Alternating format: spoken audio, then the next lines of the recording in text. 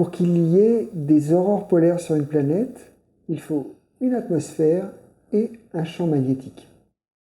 Alors je voudrais vous parler des aurores polaires sur la planète Mars.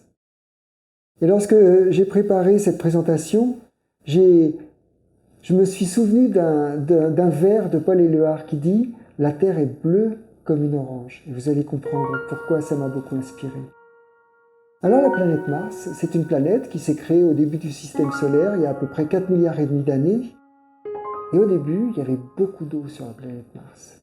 Et il y avait aussi un champ magnétique, plus intense encore que le champ magnétique de la Terre, un champ magnétique très très intense. Au bout d'à peu près 1 milliard d'années, le champ magnétique s'est éteint, et à peu près en même temps, l'eau s'est évaporée dans l'espace. Il reste maintenant pratiquement plus d'eau sur la planète, un petit peu en sous-sol, un petit peu dans de la glace qui reste sur la planète. L'atmosphère de la planète Mars était plus dense que l'atmosphère actuelle de la Terre. Elle était au moins 2,5 fois plus dense que l'atmosphère de la Terre. Et ça, on le sait parce que cette atmosphère, elle est faite de dioxyde de carbone. C'est un gaz qu'on utilise beaucoup dans la combustion. Et pour maintenir de l'eau liquide sous une atmosphère de dioxyde de carbone, il faut une grosse pression.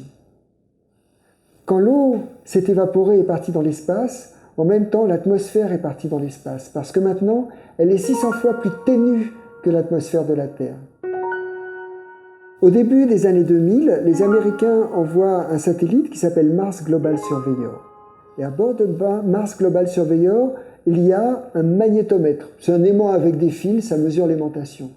Alors, énorme surprise, on se rend compte qu'il y a de l'aimantation, essentiellement dans le sud de la planète. Qu'est-ce qui s'est passé? Il s'est passé que là où il y avait beaucoup de fer dans le sol de la planète, le fer il est resté aimanté, malgré que le champ magnétique de la planète se soit éteint. Alors là, ça y est, on a une planète qui a une atmosphère, même si elle est très ténue, et puis on a une planète qui a, au moins localement, un champ magnétique. En vérité, plein d'endroits où il y a du champ magnétique. On appelle ça des anomalies magnétiques. Voilà une petite photo où on voit ce satellite américain qui survole Mars et puis qui détecte par endroits du champ magnétique qu'on représente avec ces courbes qu'on appelle dans notre jargon des lignes de champ magnétique. En 2005, l'Agence spatiale européenne envoie en direction de Mars un satellite qui s'appelle Mars Express. À bord de Mars Express, il y a plein d'instruments, mais solidement accrochés sous Mars Express, il y en a un qui m'intéresse particulièrement, qui s'appelle SPICAM. SPICAM, il est chargé d'observer le rayonnement ultraviolet de Mars. Vous savez, l'ultraviolet, c'est ce qui nous fait bronzer sur la plage quand ça vient du Soleil. Il y a plein de corps dans le système solaire qui en émettent un peu, Mars en émet un peu. Alors SPICAM veut observer le rayonnement ultraviolet de la planète, Mars Express. Et quand Mars Express tourne comme ça, il observe, puisque SPICAM est en dessous, il observe bien ce rayonnement. Mais nous, ce qui nous intéressait, c'est le rayonnement ultraviolet de l'atmosphère.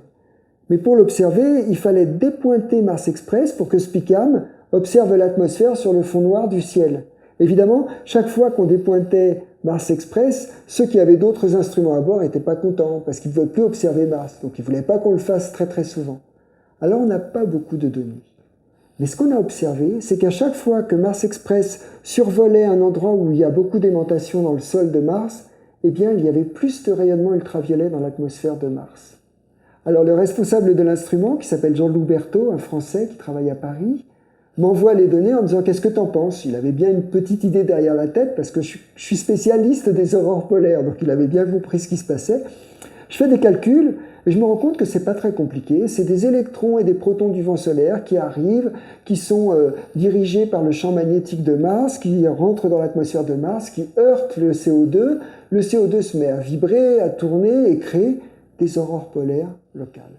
Et on a découvert les aurores boréales ou les aurores polaires de Mars. Mais on les a découvertes dans l'ultraviolet. On était beaucoup de Français dans l'article qu'on a publié dans Nature il y a quelques années, en 2005. Donc on a découvert les aurores martiennes. Les Américains n'étaient pas complètement ravis parce qu'eux, ils ont fait beaucoup de manips sur Mars, beaucoup plus que nous, et ils n'avaient pas fait cette belle découverte. Alors, jusqu'à récemment, ils ont refusé d'appeler ça des aurores polaires, ils ont appelé ça des phénomènes de type auroral.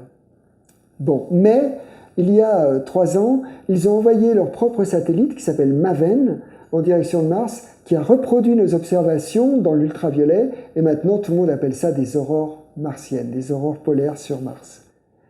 Et puis, les années passent, et il y a une polémique autour des aurores martiennes. Des collègues dans les meetings viennent me voir, des Américains, des Russes, ils me disent « Écoute Jean, toi tu as calculé une certaine vitesse pour les électrons qui rentrent dans Mars, nous on trouve que les vitesses, on trouve d'autres valeurs, on n'est pas très d'accord avec toi. » Bon, alors moi je voulais savoir bien sûr si c'est eux ou moi qui avaient raison, et pour en avoir le cœur net, j'ai utilisé une expérience que j'ai créée qui simule des aurores boréales. Cette expérience s'appelle la Planétérella. Il y a beaucoup de Planétérella maintenant dans le monde. Il y en a plus d'une trentaine dans beaucoup de pays, mais j'ai évidemment la mienne au laboratoire. Ma Planétérella, d'habitude, elle montre des aurores comme les aurores terrestres, avec le gaz terrestre, avec de l'air tout simplement.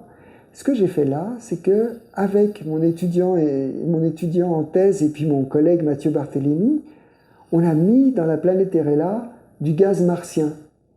Enfin, bon, c'est un peu prétentieux, c'est pas vraiment du gaz martien, c'est du CO2, c'est du dioxyde de carbone, c'est rien du tout. Hein. Et puis on a allumé la Planétérella, on avait bardé la Planétérella d'instruments pour observer l'ultraviolet, et quand on l'allume, alors là, surprise incroyable, on voit des aurores bleues.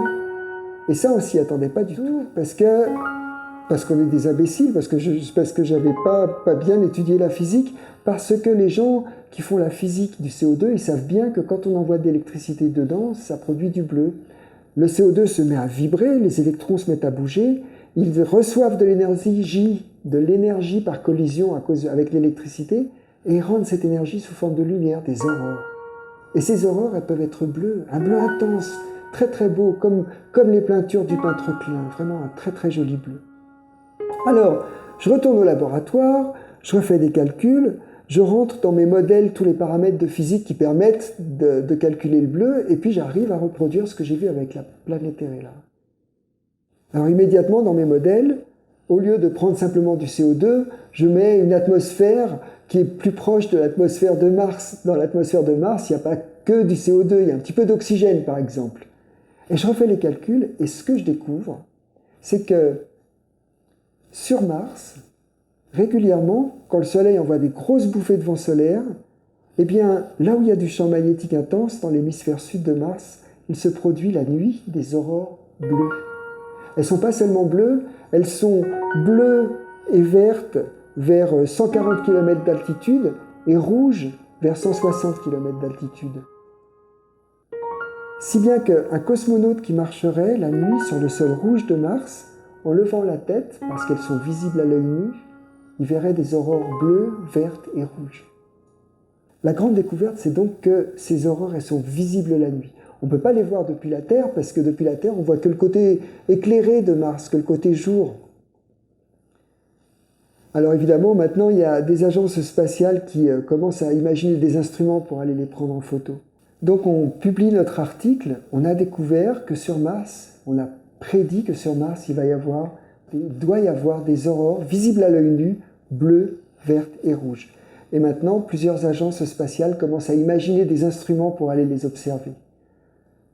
Au moment où on a publié notre article, il y a eu plusieurs communiqués de presse dans plusieurs pays, et puis je reçois un coup de fil de la NASA qui me dit « On trouve que c'est vraiment cool comme découverte, est-ce que tu veux bien qu'on le mette sur la page de garde de notre site internet ?»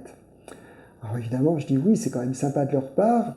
On rédige ensemble un communiqué et on met ça sur leur page de garde. Mes étudiants avaient pris des photos de nos expéditions en Arctique et puis en Laponie, des photos d'aurores polaires de la Terre. Et puis, en utilisant un logiciel, ils les ont colorisées avec le joli bleu qu'il doit y avoir sur les aurores martiennes. Ils ont fait un photomontage, ils ont même mis le sol martien en dessous. Donc ils ont fait trois photomontages comme ça, on a bien marqué en dessous, attention, c'est des photomontages, c'est pas des vraies photos, et on les a donnés à la NASA, qui les a mises sur la page de garde du site internet de la NASA. Et là, ça a été vraiment extrêmement drôle, parce que, alors je vous montre deux de ces photos, c'est extrêmement drôle parce que, en l'espace de quelques semaines, de 2 semaines, 8 millions de sites Internet ont relayé la nouvelle. Et les 8 millions de sites Internet disaient tous « La NASA découvre les aurores bleues sur Mars ». Et ça, c'était quand même assez amusant. Et ces photos se sont retrouvées partout. Et la plupart de ces sites Internet disaient « Voici les premières photos prises par la NASA des aurores bleues de Mars ». Comme quoi, il ne faut pas croire tout ce qu'il y a sur Internet. Et vous voyez, je reviens sur ce vers d'Éluard. Éluard disait « La Terre est bleue comme une orange ». Maintenant, moi, je sais que ce n'est pas la Terre, c'est Mars qui est bleu comme une orange. Voilà, je vous remercie beaucoup.